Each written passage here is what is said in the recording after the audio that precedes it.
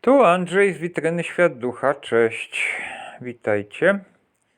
Dzisiaj na temat znowu nierozsądnej duszy. Duszy, która nie ma refleksji i która nam daje takie przeżycia, duże, czasami całe życie ludziom dusza potrafi zaaranżować, a jeżeli chcemy oceniać, to możemy powiedzieć, że skopać życie albo zrobić życie bardzo uciążliwym. I jest to jakby kolejny temat po odkładaniu, prokrastynacji, który to temat też poruszałem wcześniej w innym tekście. I w tamtym tekście okazało się, że właśnie odkładanie to jest coś dla duszy korzystnego. A ona się nie zastanawia, że odkładając możemy sobie uniemożliwić jakieś sprawy. Ulga z powodu porażki. Kenny Wise, Amerykanin, który pracuje sam nad traumami i się, wydostał się, powiedzmy sobie, z tego w dosyć dużym stopniu. Nagrał taki film How to Stop Self-Sabotage, czyli jak zatrzymać autosabotaż. Podstawową rzeczą tutaj jest zobaczenie do wczesnego dzieciństwa. Dziecko małe bardzo potrzebuje mieć więź z rodzicami, bo bez tego po prostu nie przetrwa. To jest zupełnie zrozumiałe. I dziecko ma to w sobie. I podstawowe dążenia dziecka są na tym oparte, żeby zachować więź. Czyli nawet jeżeli coś wydaje się być niekorzystnego dla dziecka, to dziecko to i tak próbuje powstrzymać tylko dlatego, żeby zachować więź. Bo zachowanie więzi jest ważniejsze niż zdrowie psychiczne. Lepiej zachować więź niż być zdrowym psychicznie. Można przetrwać, gatunek przetrwa, mimo tego, że któryś tam ogniwo będzie niezdrowe psychicznie. Po iluś tam latach tego już się może nie pamiętać. Może kolejne tam pokolenie się z tego wyrwą, wyzwolą.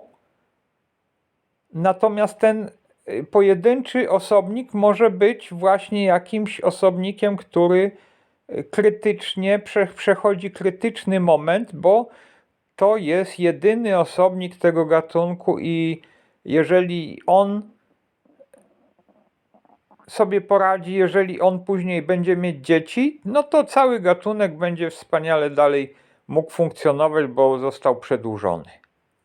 Także tutaj jest kwestia przetrwania i jest to bardzo, bardzo silny mechanizm i to jest o wiele większy mechanizm, wyższy niż mechanizm nawet rodowy. Nawet osobisty oczywiście, są to siły większe niż osobiste. Czyli na przetrwanie i to nie tylko z siebie, ale właśnie gatunku. Jak to się wyraża? Podstawą tego tutaj są lęki. Lęki te jakby pokazują, przed czym mamy się ochronić.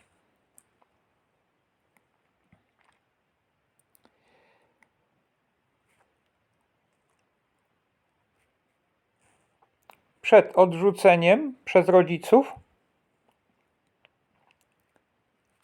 To znaczy, mam wszystko robić, żebym nie został odrzucony przed nieodpowiedniością, czyli inaczej niesprzystawaniem, nieadekwatnością i jest lęk przed bezsilnością.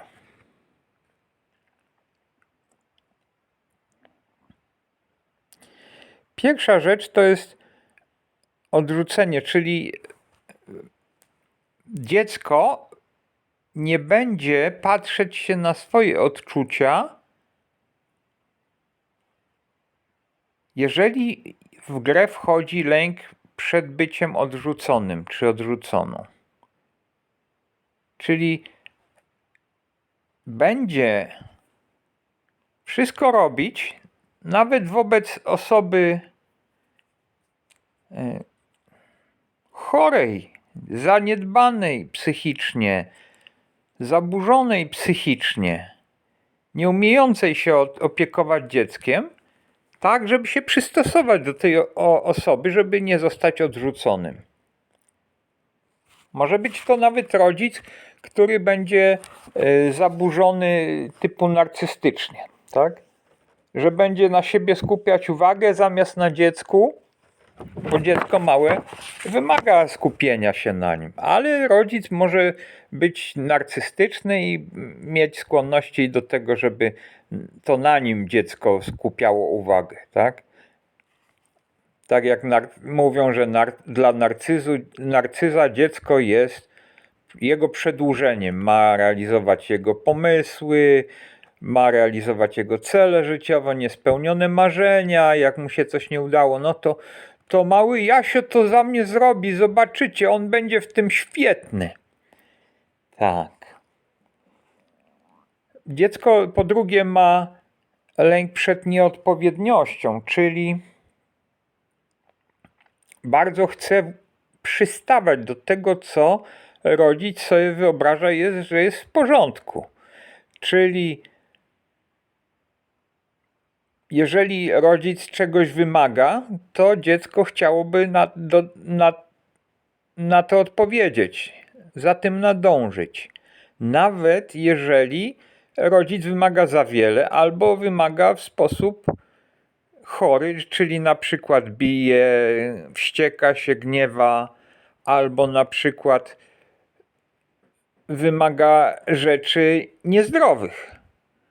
Nie będę tutaj już jakby wymieniał, czego niezdrowego rodzic może wymagać od dziecka, natomiast no chociażby weźmy parentyfikację, tak, że zamiast rodzic ma się opiekować dzieckiem, to dziecko ma się opiekować rodzicem i na przykład, no Jasio mi tutaj przetłumaczy ten list, bo Jasio się uczy teraz angielskiego, to się przyda mu, bo się wyćwiczy, tak?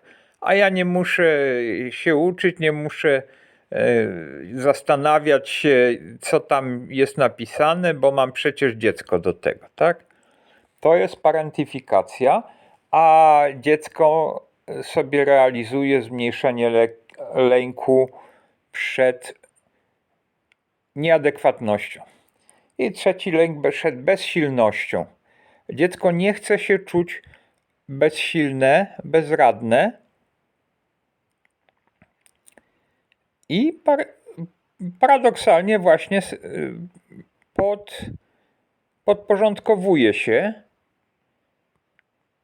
rodzicom, bo rodzice mogliby go zmiażdżyć.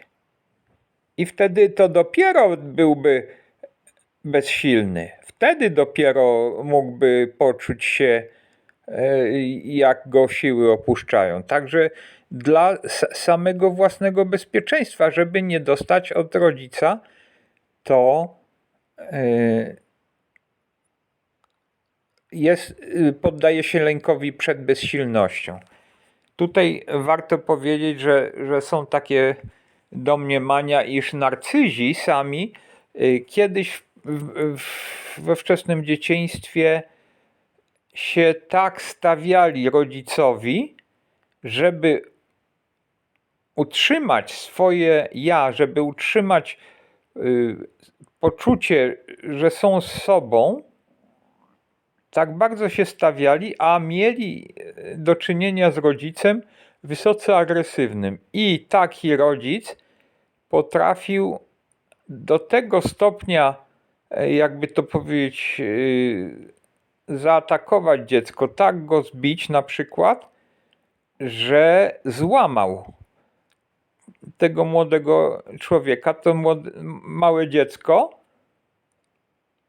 i po prostu to małe dziecko uznało, że rodzic jest silniejszy, to ten rodzic, to on ma rację. To nie ja mam rację. Ja nie miałem racji, że się tak stawiałem. No zobaczcie, przecież przegrałem. Prawda? Jak przegrałem, to znaczy, że no jestem kiepski. Jestem kiepski, tak? I pojawia się wstyd za siebie, za to, czego się chciało, i cała bańka narcystyczna na tym wtórnie nabudowana. No dobrze, to są 3 lęki. Przed odrzuceniem, przed nieodpowiedniością, bezsilnością. Na tym, jak mówi Kenny Wise, powstaje samooskarżanie i poczucie winy, no i wstyd. Zależy tutaj w jakim zespole tutaj to się u dziecka uruchamia. Dalej tak. Dlaczego używamy samosabotażu? Nie mogliśmy konkurować z rodzicem. Nie mogliśmy na przykład kłócić się z nim. Nie mogliśmy wytykać mu błędów. I to oni musieli mieć rację. To oni ustalali zasady. Tutaj Kenny Wise mówi o tym, że małe dziecko nie może się przeciwstawić samemu rodzicowi, tak? Bo też jest to, powiedzmy sobie, duża figura w życiu dziecka. Jest to bardzo potężna osoba. To jest jedna rzecz, ale druga rzecz, którą nikt nie mówi, jest to, że ci rodzice, albo jeden z nich, mogli mieć przecież obciążenia duchowe, na przykład krokodyl, na przykład wejście, na przykład ciemne wzorce z ciemnej strony, i to wystarczyło, żeby taki ktoś miał wsparcie od ciemnej strony. I jeżeli dziecko podchodziło do takiego rodzica i się chciało z nim spierać, chciało się sprzeciwić mu, to co dusza takiego małego dziecka mówiła? Ona widziała tam coś więcej niż tylko samego rodzica. Ona tam czuła, że tam jest wejście albo wsparcie od krokodyla, albo wsparcie od ciemnych wzorców. I osobowość dziecka, jeszcze taka dopiero co rozwijająca się, miała przeciwko sobie ileś istot, przeciwko sobie. Czyli osobowość rodzica to raz, 2 krokodyl rodzica i 3 własną duszę. No i 4 zapewne i duszę rodzica. A sprzeciwić się mogło tylko temu osobowość dziecka, która chciała przetrwać.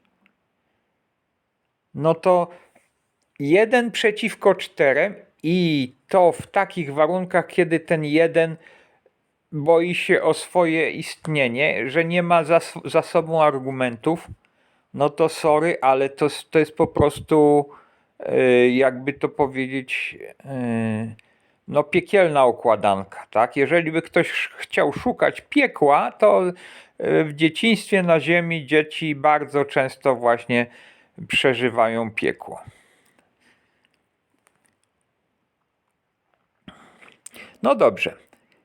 I dziecko ulega, załóżmy, ulega rodzicowi, ale nie ulega, dajmy na to, aż tak bardzo tragicznie jak w przypadku prawdopodobnie narcyzów, ale tak no mniej, łagodnie, dajmy na to, że no okej, no jakoś tam przeszedłem to dzieciństwo, no ale wiadomo jest, że zaprogramowali mnie kiepsko. Zaprogramowany zostałem kiepsko, nie miałem dobrych rodziców, nie miałem dobrych wzorców, coś. I co dalej? Jaki jest w takim momencie sposób według duszy, według podświadomości, aby odzyskać własną moc?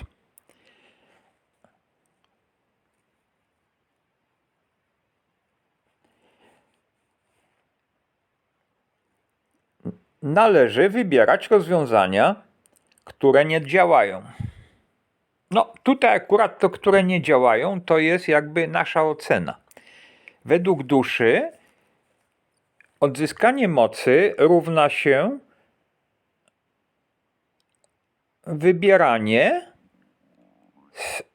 samodzielne wybieranie i tego, co działa, według duszy działa. Nie według osobowości, według duszy. Czyli jeżeli dusza wybierze kiepską ścieżkę zawodową, to po pierwsze ma sukces, bo samodzielnie wybrała. To już jest dla duszy sukces, bo no zobaczcie, ja tutaj jestem już samodzielny, czy jestem już samodzielna i wybrałam sobie tą ścieżkę zawodową, tak? Ale dlaczego akurat taką ścieżkę i dlaczego akurat w takiej firmie, gdzie jest mobbing, gdzie szef bardzo goni pracowników? Dlatego, że to zostało wpojone w dzieciństwie. Wtedy te zachowania podległościowe, te zachowania, które nie służyły dziecku, a służyły rodzicom, no to wtedy one były nauczone i wtedy one zostały ocenione przez duszę jako poprawne, dobre, jako dające przetrwanie, przeżycie. Także jeżeli na przykład dziewczyna wybiera kiepskie relacje i wybiera jakichś mężczyzn, którzy ją poniżają, to może się czuć dobrze. Paradoks. Dlaczego? Dlatego, że po pierwsze wybiera, to raz, że może sama i wybieram, to już jest jeden sukces, a drugi sukces jest taki, że wybieram to, co uważam w duszy za poprawne. A w duszy uważam coś niepoprawnego za poprawne, coś niezdrowego uważam za poprawne. Ale dusza mimo to będzie to wybierać, bo ona się tego nauczyła i ona uważa, że to jest dobre. I to daje ukojenie, wręcz chemiczne ukojenie, biochemia się włącza. No, chociażby pamiętacie może syndrom sztokholmski, prawda? Czyli pójście za oprawcą, pójście i tłumaczenie oprawcy, tłumaczenie silniejszego, tak. To są wszystko bardzo prymitywne sposoby na przetrwanie. I takie wyuczenie się tych sposobów jest na niezwykle pierwotnych mechanizmach jest. I to nawet nie jest, to na pewno nie są myśli, to nawet nie jest na poziomie instynktów, to jest na poziomie biochemii. To są biochemiczne już wyuczenia. Tak bym to nazwał. Może nie jestem specjalistą, ale tak mniej więcej to jest.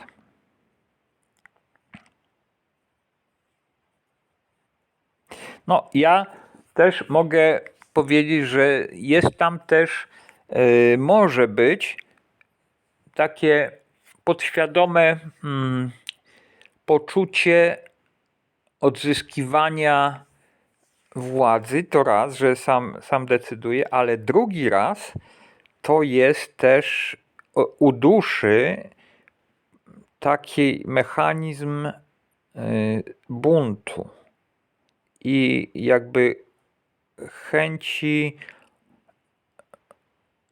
nawiązania kontaktu z rodzicami i odzyskania u nich tego, czego nie dostaliśmy wcześniej. Czyli jeżeli rodzice nas odrzucali, to ktoś może stosować autosabotaż, poniżenie, zrobienie sobie krzywdy po to, żeby pokazać, że jest w kłopocie. I w ten sposób jest to jakby krzyk na poziomie ciała. Zobaczcie, dzieje się mi źle, zaopiekujcie się mną. Zobaczcie, przeżywam ciężkie chwile. Zaopiekujcie się mną, nawet jeżeli kiedyś się mną nie opiekowaliście.